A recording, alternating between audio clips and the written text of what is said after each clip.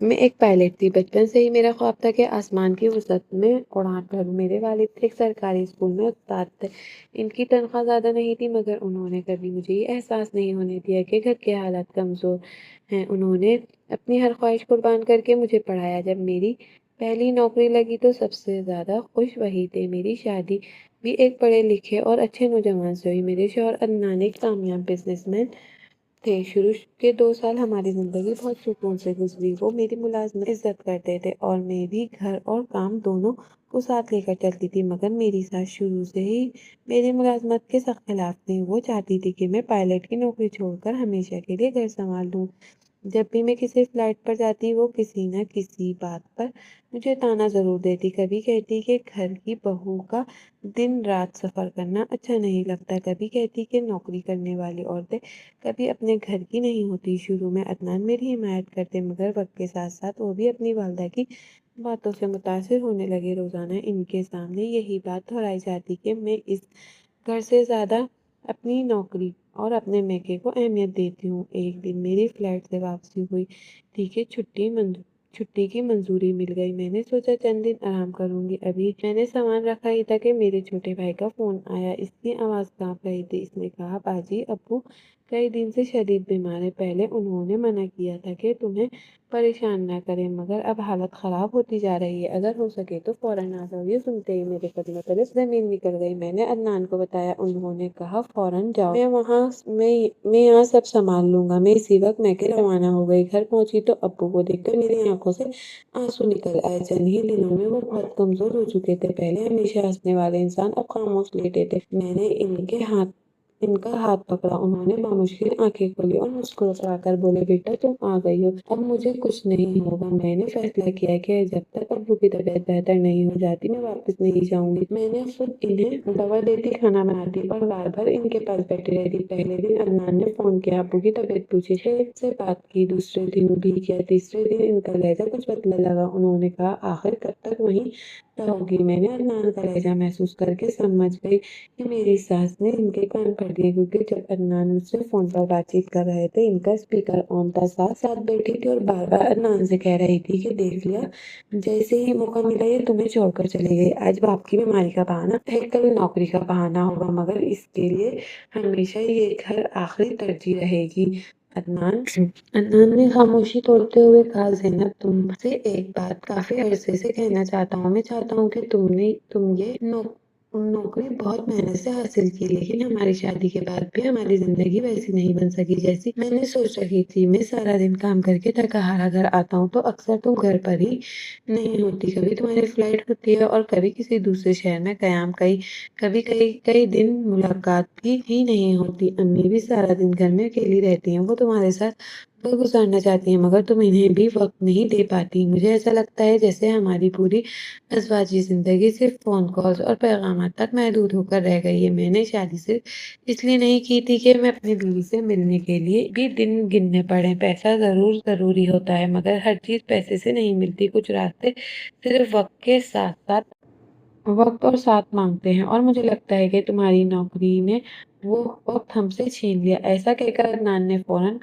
Phone کاٹ دیا۔ عدنان کی باتیں سن کر عجیب سا دورہ پر کھڑی ہو گئی۔ ایک طرف میرا شوہر اور میرا سسرال، دوسری طرف میرے بیمار والد۔ میں اچھی طرح جانتی تھی کہ اگر میں فوراً واپس نہ گئی تو عدنان اور میری ساس مجھ سے ناراض ہو جائیں گی، مگر مجھے یہ بھی یقین تھا کہ ناراضگی ہمیشہ نہیں رہے گی۔ عدنان کا مزاج بھی میں جانتی تھی، وہ جلد غصہ کرتے تھے اور جلد مان بھی جاتے تھے۔ مجھے دل ہی دل میں امید تھی کہ چند دن بعد جب ابو کی طبیعت سنبھل جائے گی تو میں واپس جا کر انہیں سب کچھ محبت سے سمجھا دوں گی اور میری بات ماننے گے۔ لیکن اس وقت میرے لیے سب سے بڑا سوال یہ تھا کہ اگر ناخواستہ میرے والد کو کچھ ہو گیا اور ان کے آخری وقت میں ان کے پاس نہ ہوئی تو میں خود کو زندگی بھر کبھی معاف نہیں کر سکوں گی۔ یہ احساس مجھے اندر ہی اندر کھائے جا رہا تھا کہ ایک بیٹی ہونے کے ناطے اس مشکل وقت میں اپنے والد کا ساتھ چھوڑ دینا شاید میری زندگی کی سب سے بڑی غلطی بن جائے گی۔ اس لیے میں نے خاموش رہ کر اپنے دل کی آواز سنی اور فیصلہ کیا کہ پہلے اپنے والد کی خدمت کروں گی۔ مجھے ہرگز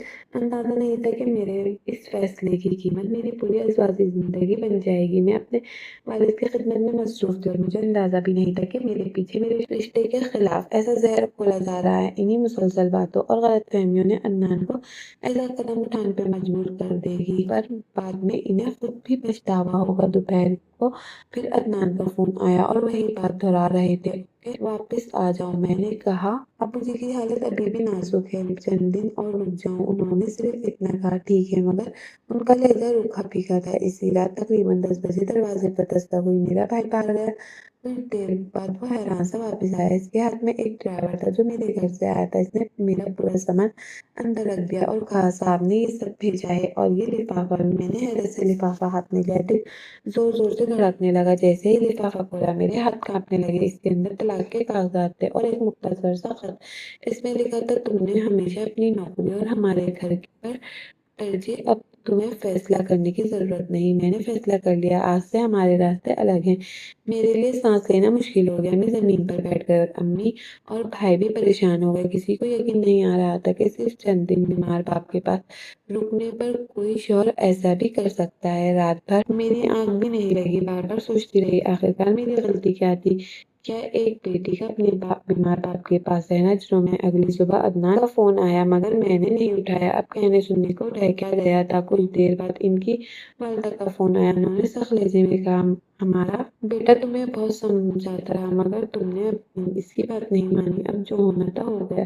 میں نے خاموشی سے فون بند کر دیا کیونکہ ساس اپنے مقصد میں کامیاب ہو گئی۔ 2 دن بعد ابو کی طبیعت کچھ بہتر رہی۔ انہوں نے میرے چہرے پر اداسی دیکھی اور پوچھا تو کیا بات ہے؟ میں نے پہلے کچھ نہیں بتایا مگر انہوں نے ضد کی۔ آخر میں ساری حقیقت بتا دی۔ میرے ابو خاموش ہو گئے، ان کی آنکھوں سے آنسو نکل آئے۔ انہوں نے کہا بیٹا میری وجہ سے تمہارا گھر اجڑ گیا۔ میں نے ان کے ہاتھ چوم لیے اور کہا ابو ایسا بھی مت کہیے، اگر آج بھی وقت واپس آ جائے تو پھر بھی یہی فیصلہ کروں گی۔ آپ میرے باپ ہیں، آپ کو اس حالت میں چھوڑ کر نہیں جا سکتی۔ کچھ ہفتے گزر گئے، میں دوبارہ اپنی نوکری پر چلی گئی۔ شروع میں ہر فلائٹ کے دوران دل بھاری رہتا مگر وقت کے ساتھ ساتھ خود کو سنبھال لیا۔ 6 ماہ بعد ایک فلائٹ کراچی سے اسلام آباد جا رہی تھی۔ جہاز میں مسافروں کا استقبال کرتے ہوئے اچانک میری نظر ایک خاتون پہ پڑی۔ وہ عدنان کی خالہ تھی۔ انہوں نے مجھے پہچان لیا۔ فلائٹ ختم ہونے کے بعد وہ میرے پاس آئیں اور کہنے لگی بیٹا تمہارے ساتھ اتنا بڑا ظلم ہوا ہے، ہمیں بعد میں پتہ چلا۔ عدنان کی والدہ نے انہیں یہ کہہ کر سمجھایا تھا کہ تم اپنے میکے والوں کو زیادہ سے زیادہ اہمیت دیتی ہو۔ انہوں نے طلاق کے مسلسل دباؤ ڈالا تھا کیونکہ وہ کسی اور کو اپنے بیٹے سے شادی کروانا چاہتی تھی۔ عدنان نے غصے میں آ کر فیصلہ کیا مگر آج وہ بہت خود پچھتا رہا ہے۔ میں نے صرف اتنا کہا بعض فیصلوں کا افسوس زندگی بھر رہتا ہے مگر وقت واپس نہیں آتا۔ عدنان نے دوسری شادی کی تھی۔ 1 سال بعد مجھے معلوم ہوا کہ عدنان کی دوسری بیوی زیادہ عرصے نہ چل سکی۔ دوسری بیوی کی والدہ نے مداخلت کرنے کی وجہ سے ایک دن اچانک عدنان میرے دفتر آئے۔ انہوں نے کہا اگر ممکن ہو تو مجھے معاف کر دو۔ میں نے سکون سے جواب دیا میں نے آپ کو بہت پہلے معاف کر دیا تھا مگر جسے اعتماد کو آپ نے ایک لفافے میں بند کر کے واپس بھیجا تھا وہ دوبارہ کبھی واپس نہیں آ سکتا۔ وہ خاموشی سے چلی گئی۔ اس دن مجھے احساس ہوا کہ بعض لوگ رشتے توڑتے وقت یہ نہیں سوچتے کہ معافی مل جائے گی تو ٹوٹا ہوا یقین کبھی پہلے جیسا نہیں رہے گا۔ ابو کی طبیعت کچھ دن بہتر ضرور ہو گئی مگر یہ بہتری زیادہ ٹائم نہ رہ سکی۔ ڈاکٹر نے ایک دن ہمیں الگ جا کر دھیمی آواز میں کہا آپ ان کے لیے دعا کریں کیونکہ بیماری ان کے پورے جسم کو بہت کمزور کر چکی ہے۔ سنتے ہی میرے قدموں تلے زمین نکل گئی۔ میں نے اپنے آنسو ضبط کیے اور پہلے سے بھی زیادہ وقت ان کے ساتھ گزارنے لگی۔ میں خود انہیں دوا دیتی ہوں، وقت پر کھانا کھلاتی ہوں، ان کے سر پر ہاتھ پھیرتی ہوں اور رات بھر جاگ کر ان کی ذمہ داری کرتی ہوں۔ دوسری طرف میری اپنی زندگی بھی بکھر چکی ہے۔ میرے اندر ایک ایسا طوفان برپا تھا جیسے میں کسی کے سامنے ظاہر ہی نہیں کر سکتی تھی۔ میں چاہتی تھی کہ میں اپنا دکھ ہی بھگ کر ریلی مگر ہر طرف کا چہرہ سامنے آ جاتا۔ میں خود کو مضبوط بنا لیتی تاکہ انہیں میری وجہ سے کوئی تکلیف نہ پہنچے۔ ایک رات انہوں نے آہستہ سے میرا ہاتھ اپنے ہاتھ میں لیا اور مجھے اپنے قریب بٹھا لیا۔ ان کی آواز بہت کمزور ہو چکی تھی مگر ہر الفاظ میں میرے دل میں اتر رہا تھا۔ انہوں نے کہا بیٹا اگر میں تم سے آخری بار کچھ مانگوں تو وعدہ کرو انکار نہیں کرو گی؟ میں نے روتے ہوئے فوراً کہا آپ کے حکم آپ حکم کریں۔ انہوں نے میری آنکھوں میں دیکھتے ہوئے کہا، کبھی خود کو قصوروار مت سمجھنا، میں ایک اچھی بیٹی ہونے کا حق ادا کیا ہے۔ اگر تم مجھے اس حالت میں چھوڑ کر واپس چلی جاتی، شاید میں زندہ رہتے ہوئے بھی سکون نہ پا سکتا۔ اللہ گواہ ہے، مجھے تم پر فخر ہے۔ یہ بات سن کر میں ٹوٹ گئی۔ میں نے ان کے ہاتھ چوم لیے اور بچوں کی طرح روتے ہوئے کہا، "مجھے اسی بات سے نہ کریں، آپ مجھے چھوڑ کر کہیں نہیں جائیں گے"۔ مگر وہ صرف ہلکا سا مسکرائے اور خاموش ہو گئے۔ اگلی صبح فجر سے کچھ پہلے امی کا دل دہلانے والی چیخ سنائی دی۔ میں گھبرا کر دوڑتی ہوئی کمرے میں پہنچی۔ ابو کی سانسیں بہت آہستہ چل رہی تھی۔ میں نے ان کا ہاتھ مضبوطی سے پکڑ لیا، انہیں آوازیں دیتی رہی، مگر چند لمحوں بعد ان کی گریو ڈھیلی پڑ گئی۔ ان کی آنکھیں ہمیشہ کے لیے بند ہو چکی تھی۔ اس سمے مجھے محسوس ہوا جیسے میری پوری دنیا میرے سامنے بکھر گئی ہو۔ میں ان کے سینے سے لگ کر بے اختیار روتی رہی، مگر اس بار میرے آنسو انہیں واپس نہیں لا سکتے تھے۔ چند مہینوں میں میری زندگی سے وہ سب سے بڑے سہارے چھن گئے۔ ایک طرف وہ باپ جس نے مجھے انگلی پکڑ کر چلنا سکھایا، اپنی ہر خواہش قربان کر میرے خواب پورے کیے، اور دوسری طرف وہ شوق جس کے ساتھ پوری زندگی گزارنے کے خواب دیکھے۔ ایک دن ایک نے دنیا چھوڑ دی، دوسرے نے میرا ساتھ۔ میں ایک ہی وقت میں دو ایسے رشتوں سے محروم ہو گئی جن کے سارے میں اپنی پوری زندگی کے خواب بنائے۔ تدفین کے بعد جب سب لوگ اپنے اپنے گھروں کو واپس چلے گئے تو گھر کی خاموشی مجھے کاٹنے لگی۔ ابو کا خالی بستر، ان کی جائے نماز، ان کی کتابیں، ہر لمحہ مجھے رلاتی ہوئی گھنٹوں ان کے کمرے میں بیٹھی رہتی اور سوچتی رہتی کہ چند دن پہلے تک یہ گھر ان کی آواز سے آباد تھا، آج ہر طرف سناٹا کیوں ہے۔ کئی راتیں ایسی گزری جس میں سو نہ سکی۔ کبھی ابو کی یاد آتی مجھے بے اختیار رلا دیتی، کبھی عدنان کی بے اعتمادی میرے دل میں ایک نیا زخم لگا دیتی،